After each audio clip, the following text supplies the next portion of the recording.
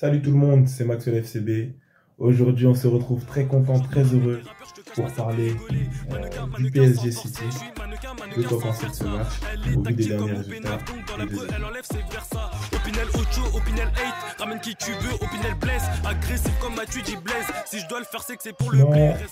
Sur le site de Footmob, où on va voir les derniers résultats des équipes, voir leur forme et comment elle se tient actuellement.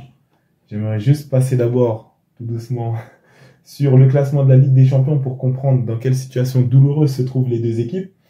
Donc on a le PSG ici qui est actuellement éliminé de cette Ligue des Champions. On ne sait pas pourquoi il participe, c'est des mauvais résultats. On a aussi ce club de tocards de City dans une situation mitigée. Ils sont 22e, ils ont 8 points. On rappelle que 10 points qualifient pour la LDC. C'est un peu dommage, on aurait bien voulu voir ces deux clubs partir de cette prestigieuse compétition car ils ne méritent rien. Mais en tout cas, là c'est la situation actuelle de City. Là c'est la situation actuelle du PSG. C'est quand même chaud de se permettre de perdre, je pense. Et donc ces deux équipes ont à cœur de gagner ce match, je pense.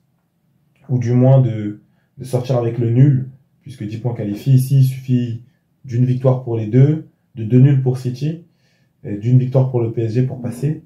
Donc ça veut dire 10 points, c'est 3 points ici, ils ont 7 points, eux ils ont plus que 2 points à aller chercher. On va aller tranquillement ici, donc sur Footmob, pour aller voir dans quelle situation se trouve le PSG. Donc le PSG qui est actuellement confortable en Ligue 1, qui déroule sur les équipes de Ligue 1 comme d'habitude. Ici, voilà, ils ont 46 points. Ils mettent un plus 9 à Marseille, qui a draw hier, du coup, on ne savait pas. Les derniers résultats sont pas mal. Là, c'est les prochains adversaires. Donc le PSG City demain, après-demain plutôt, mercredi. Là, on est dans les derniers résultats. Il y a beaucoup de verts, que du vert en Ligue 1. En Ligue 1, je crois, ils sont invaincus. Là, c'est les taches noires un peu, c'est les équipes sérieuses autres que la France qui les ont tapés. Donc c'est un peu dommage ici pour le PSG, mais c'est le mauvais visage qu'ils ont montré en Ligue des Champions. C'est-à-dire que chez eux, c'est les plus forts, mais dès qu'ils sortent dehors, ferment bien leur gueule, de petites salopes. Donc, ici, le classement, donc comme on a dit. Donc le classement, ça se passe bien. Voilà. Beaucoup de buts marqués. Ici. Ils mettent une petite distance. Ils gèrent ça bien. Les prochains matchs, on aura City, Reims, Stuttgart pour la dernière journée de Ligue des Champions. Brest, ici un peu de Coupe de France contre Mans FC. Et du Monaco, Toulouse. Donc là, pour les prochains matchs, ça va un peu. Ça va un peu, franchement, ça va un peu. 2,67 buts par match. Bon. Là, c'est un peu les comparatifs avec City. Voilà. Donc on voit déjà de quoi on parle. On va aller sur City tout simplement. On va aller voir l'affreux Manchester City qui pourtant dans les derniers matchs s'en sort plutôt bien. Ici on voit des lourdes victoires. Ils sont 4e, ils étaient 6e à la place de Chelsea, ces incompétents. Ils sont bien remontés ces derniers temps. Si on va pouvoir avoir un peu plus en précision. Donc 6-0 Ipswich, 2-2 Brentford, 8-0 à FA Cup contre je pense que ça doit être une N3 aussi comme le PSG. Donc ils sont allés avec leur équipe titulaire sans honte pour aller fracasser une N3. Ils n'ont pas honte, vraiment, c'est honteux. 4-1 ici West Ham, 2-0 Leicester. Et là, c'était la phase vraiment de trou noir de City, qui avait enchaîné pas mal de défaites d'affilée. Pourtant, ils étaient vraiment bien partis, comme vous pouvez le voir ici, là, en début d'année. Et je ne sais pas ce qui leur est arrivé, ils sont devenus fous. Donc ça, c'est pour City, Manchester City. Qu'est-ce qu'on en pense, du coup? C'est assez mitigé pour le PSG parce que le City qui était dans la période vraiment, la période là, c'était victoire simple, je pense, du PSG. Et là, c'est un nouveau City. Ils ont 3-0 Nottingham. Je sais pas comment ils ont fait, vraiment, ça devait être vraiment la magie ou la corruption. Là, il y a un nouveau City tout de même, voilà, qui revient un peu, ça se voit ici. On va aller voir vite fait des petites stats concernant ces deux équipes. Commencer par le PSG. Alors le PSG, ici je vais expliquer les stats pour ceux qui ne comprennent pas, mais ne vous inquiétez pas, c'est parce que c'est en anglais que c'est trop compliqué. Là c'est des situations de jeu, donc jeu ouvert, corner, coup franc, Ça, je sais pas ce que ça veut dire. Je suis en ouf. Ça, c'est les penalty. Bon, ça doit pas être très très important. Pas beaucoup de stats là-dessus. Je chercherai pour la prochaine fois. Du coup, ici, on a le nombre de tirs, le nombre de buts. Ça, c'est le nombre de tirs contre eux, le nombre de buts contre eux, qui a été marqué contre le club, du coup. Alors ici, les XG, les expected goals, c'est quoi? C'est une statistique qui te permet d'analyser selon une situation donnée qui est censée faire but, le pourcentage pour qu'elle fasse but. Donc ça veut dire, par exemple, quand tu tires un penalty, tu as beaucoup de chances pour que ça fasse but. Donc ça veut dire que tu auras un pourcentage qui va de 0 à 1. Et par rapport à ça, à la fin du match, on additionne le nombre d'actions que tu as eues, les pourcentages que tu as eu, et ça te donne une note globale, et c'est ça le XG du coup. Et donc le XG du PSG, pourquoi il est effrayant? C'est qu'ici, vous voyez ici, on va se focaliser sur ça et sur ça.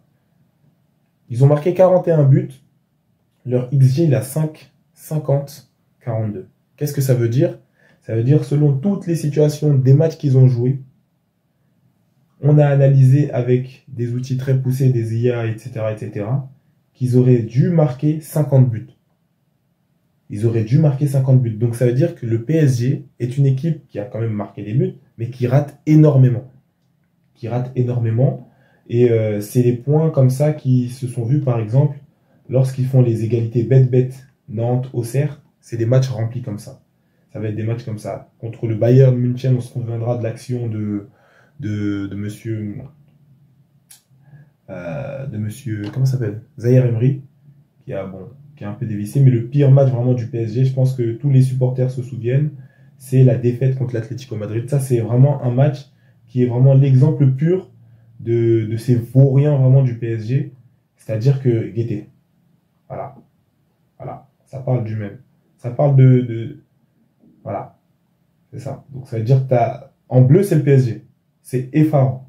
Ça veut dire nous avons possédé le ballon tout le temps, nous l'avons tout le temps eu, et ça n'a jamais marqué, ça a marqué une fois. Possession de balle 61-29, but attendu. Voilà, c'est ça les XG, but attendu. Eux, on n'attendait pas de but, on attendait 0,67. Ça veut dire, factuellement, on attendait un but grand max. Ils en ont planté 2. Voilà. Grande chance, 2. Ils ont mis les 2. Français. Le PSG, on attendait 2 buts. On attendait 2 buts du PSG. Minimum. Au vu de toutes les actions qu'ils ont eues, au vu de la possession écrasante qu'ils ont eue, et ils n'ont rien foutu. Donc ça, c'est vraiment le pire match du PSG. Je pense qu'ils en font des cauchemars. Ils ont eu 3 grandes chances. Donc 3 grosses chances, vraiment, d'aller marquer un but. Mais de toute façon, si vous avez vu le match, vous savez ce qui s'est passé. Donc voilà, c'était vraiment très très effrayant de la part du PSG. Et donc, on revient sur les statistiques. C'est ça qui va nous faire peur, surtout chez le PSG. C'est que dans presque toutes les situations de jeu, tu vas voir que le PSG doit des buts. Et j'aime bien dire ça, doit des buts. Ils devaient marquer plus que ce qu'ils ont marqué. Mais vraiment, dans le jeu ouvert, c'est effarant d'avoir 9 buts attendus en plus. 9 buts, c'est vraiment très très effrayant. Ici, ils sont un peu meilleurs, en tout cas, au niveau des passes D. C'est-à-dire qu'ils font des passes compliquées qui mènent quand même à un but alors que c'est pas forcément attendu. C'est-à-dire qu'on n'attendait que 13 passes D de leur part. Et ils en ont provoqué... ils ont dû en provoquer, du coup, 19, je pense. Ouais, c'est ça. Et donc, ça veut dire que c'est bien joué de leur part. Ils font des bonnes passes D. En tout cas, dans le jeu ouvert. Donc, ça veut dire que ça traduit vraiment une équipe qui sait jouer au ballon, qui sait se créer les occasions, mais qui ne finit pas ça. Avec ces 2 statistiques, vous pouvez dire ça du PSG. On attend 50 buts de toi, t'en mets que 41. On attend 13 passes D de toi, t'en mets 19. Donc ça veut dire que tu sais créer les occasions, tu ne sais pas finir. C'est vraiment effarant. Et ça veut dire, même plus que ça veut dire que tu crées beaucoup d'occasions. Tu crées vraiment beaucoup d'occasions que tu ne finis pas. Donc c'est très très effrayant. Et voilà, hein. Ça traduit vraiment une équipe qui ne finit pas. Donc ici, on va aller voir vraiment les expected goals. Bon, Barcola, il est bien, il est dans le bon. Quand vous voyez le vert, ça veut dire que voilà, on attendait à peu près ça. Là, on attendait 9 buts peut-être de lui, il en a mis 10. Voilà, il en a mis 11. Voilà, exactement.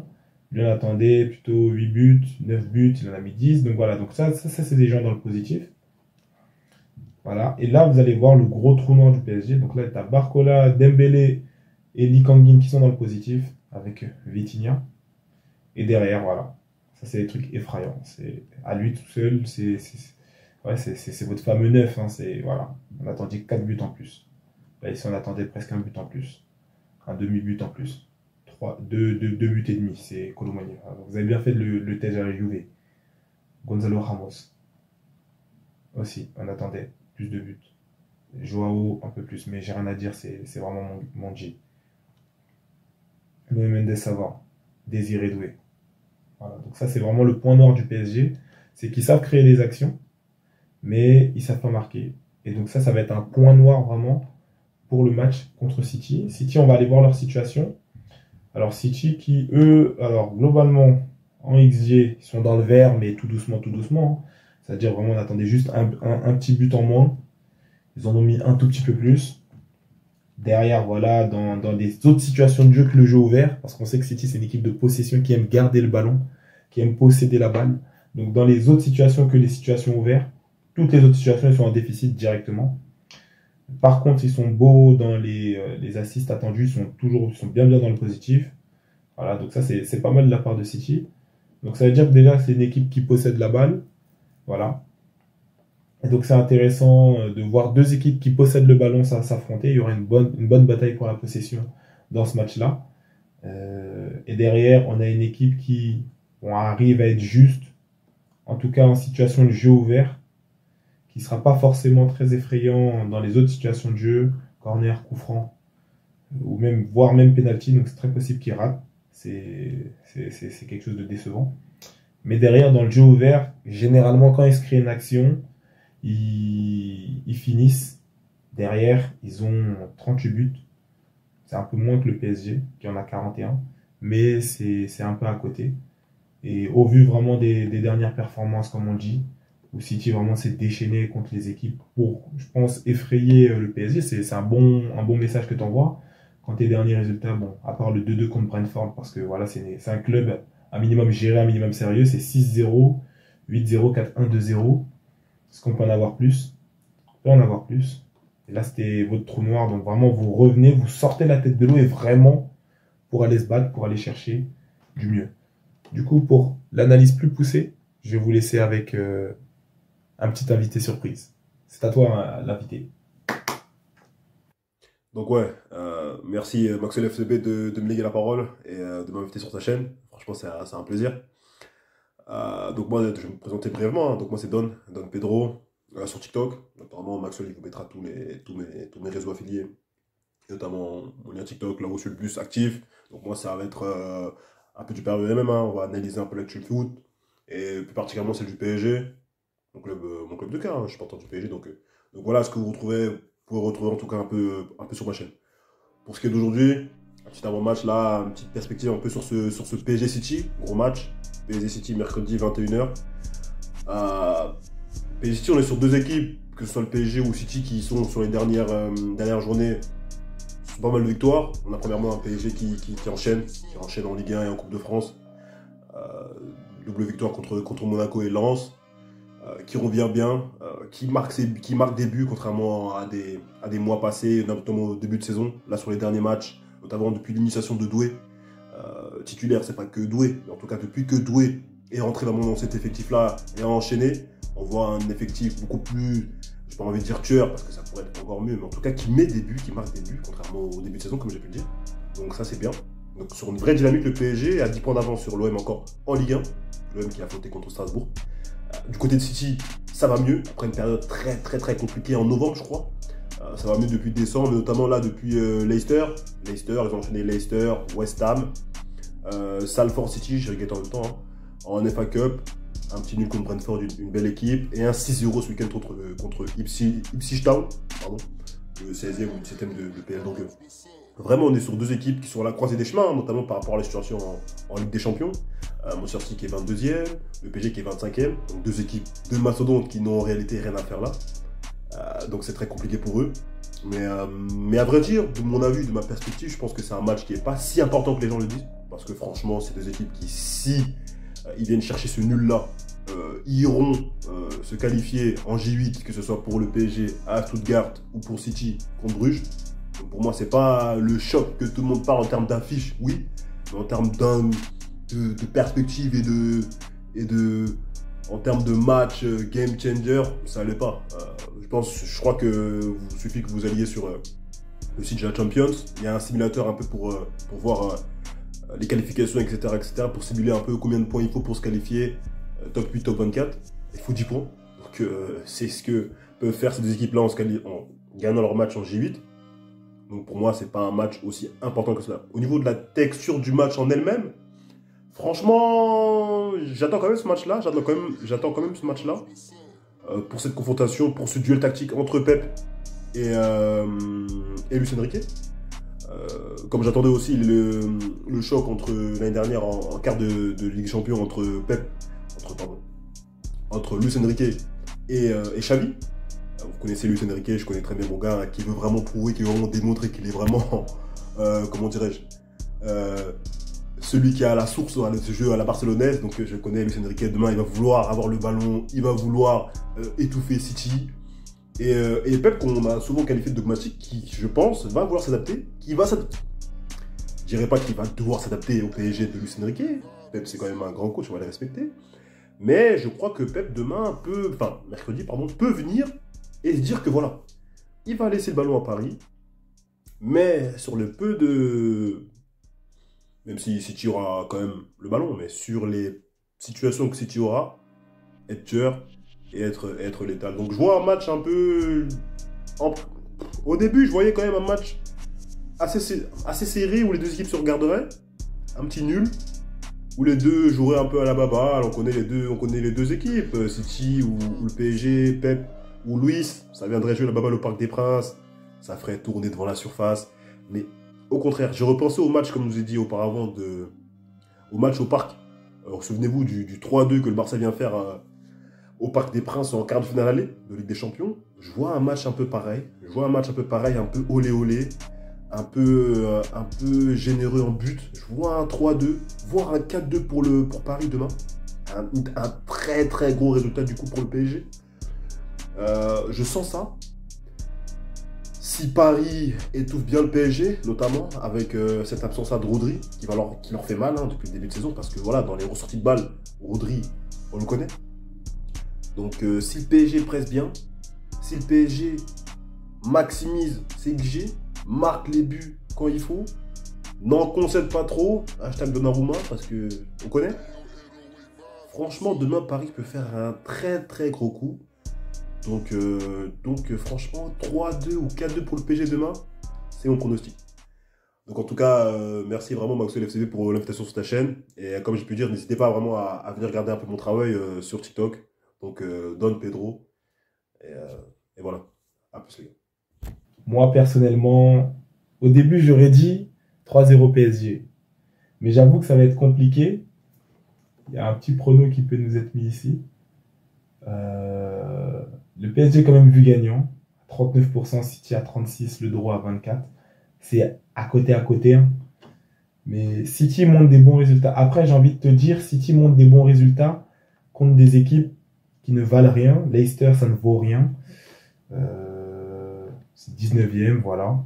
Ça, c'était une équipe, une N3, comme on a dit. Brentford, ça vaut un peu. Égalité directement. West Ham, ça ne vaut rien. Voilà.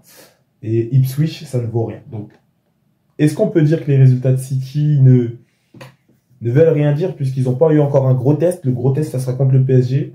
Moi, je décide quand même de pronostiquer le PSG vainqueur. J'ai envie de voir la défiance de City à tout prix. J'ai pas envie qu'il remonte la pente. Donc, je vais pronostiquer le PSG vainqueur. Je sens le match quand même un minimum ennuyeux. Mais j'ai envie de pronostiquer le PSG vainqueur. Je pense un petit 2-1. Un petit 2-1. J'avais envie de dire 3-0, mais il faut pas être fou non plus. Après, qui sait? Peut-être Désiré Doué va nous surprendre et va venir vraiment éteindre City. Moi, je vais pronostiquer ici, le 2-1, le 1-0. Le 1-0 pour le PSG, match fermé. En espérant que la statistique de XG ne leur porte pas défaut de cette manière-là. Et c'est tout. En tout cas, merci à toi d'être passé, cher invité surprise. N'hésitez pas à vous abonner. Il a un TikTok. Son TikTok, c'est Don Pedro. Je vais vous le mettre dans la biographie de la vidéo, dans la description, je pense. Dans la description de la vidéo, il y aura son TikTok. Allez vous abonner, allez soutenir des vrais négros qui essayent de s'en sortir, de faire le boulot. Voilà, allez soutenir ce négro, Don Pedro. Il parle beaucoup du PSG. C'est un supporter du PSG. Ici, c'est le Barça. Mais ça, c'est un supporter du PSG. Donc, il sera concentré devant ce match-là mercredi. Allez soutenir, parle du PSG, parle d'autres équipes sur TikTok, compte bientôt venir sur YouTube, donc allez faire grossir ces stats là, allez faire grossir ces stats, abonnez-vous, ça fait plaisir. Enfin bref, en tout cas c'était tout pour ce que penser du PSG City. J'espère que la vidéo vous a plu, j'espère que vous avez peut-être appris des choses. N'hésitez pas à me dire en commentaire si vous serez devant le match, si vous allez regarder le match, quel match allez-vous regarder de la LDC. Bien sûr, j'espère que vous allez regarder le match du Barça. En tout cas, ça m'a fait plaisir. Nouvel invité, nouveau concept. J'espère que vous appréciez. Moi, je vous dis bon match à mercredi et à plus pour la prochaine vidéo.